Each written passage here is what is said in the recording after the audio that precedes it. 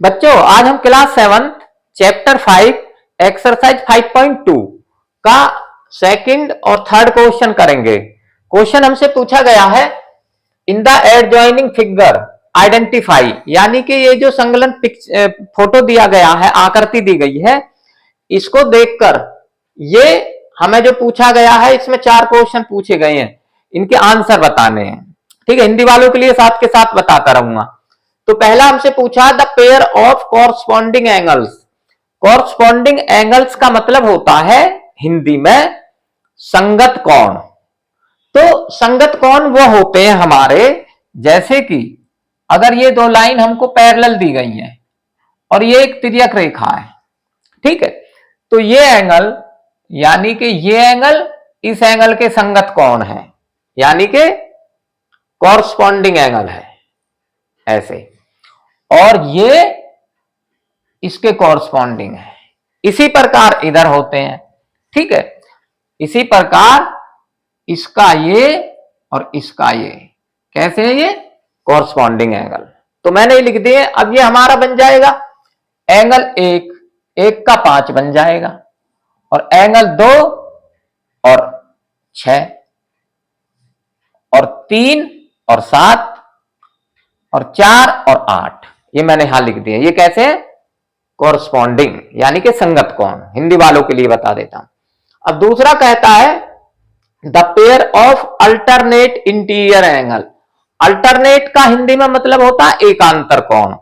तो एकांतर कोण कौन से होते हैं, जैसे कि ये दो लाइन पैरेलल हैं और ये तिर्यक रेखा है, तो ये एंगल इस एंगल के कैसा, अल्टरनेट एंगल, और ये एंगल इसके अल्टरनेट एंगल है, एकांतर कोण। तो मैंने यहां लिख दिए हैं एंगल 2 और 8, एंगल 3 और 5, इस प्रकार से ये आ जाएंगे। अब इसका तीसरा करते हैं। तीसरे में पूछा है the pair of interior angle on the same side of the transversal, यानी कि ये दो लाइन पैरेलल है, ये ट्रांसवर्सल है, तो ये जो ऑन द सेम साइड यानी कि तिर्यक रेखा के एक ही तरफ बने हुए कोण, यानी कि ये एंगल और ये एंगल और ये एंगल और ये एंगल, ये एक ही तरफ बने कोण है। तो मैंने यहां लिख दिए हैं एंगल 2 और 5, 3 और 8, ऐसे लिख देंगे। अब चौथा करते हैं। चौथे में कहता है the vertically opposite angle. Vertically opposite angle का मतलब होता है हिंदी में शीर्ष अभिमुख कोण।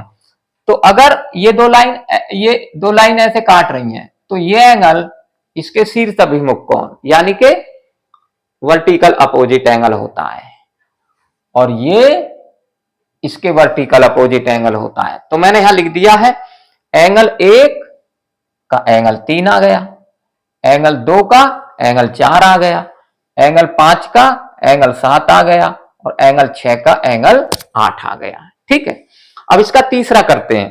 तीसरे में पूछा in the adjoining figure P parallel Q, ये फिगर दी गई है, ये P parallel Q, find the unknown angle, यानी कि इसमें जो एंगल पता नहीं है वो निकालने, जैसे कि F E A B C D। तो बच्चों हम ये जानते हैं कि एक लाइन है, एक लाइन के एक ही तरफ जो एंगल बनते हैं 180 डिग्री के बनते हैं।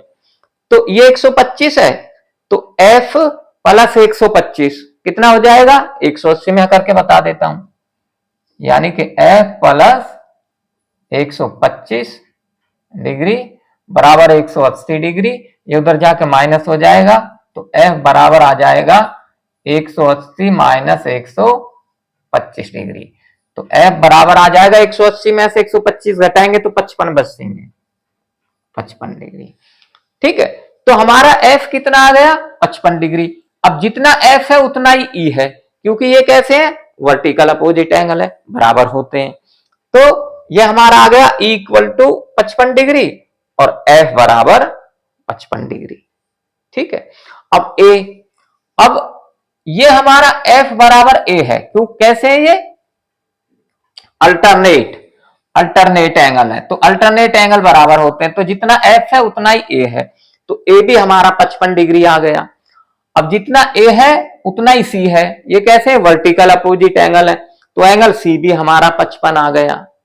अब ये 55 है और ये बी और सी एक लाइन पे बने हुए हैं, तो ये 55 और एक लाइन पे 180 के होते हैं, तो 180 में से 55 घटाएंगे तो बी हमारा कितना आ जाएगा? 125।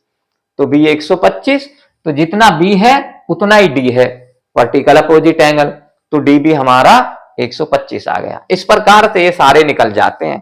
तो बच्चों आपको समझ आ गया होगा, आप इसको लाइक करें।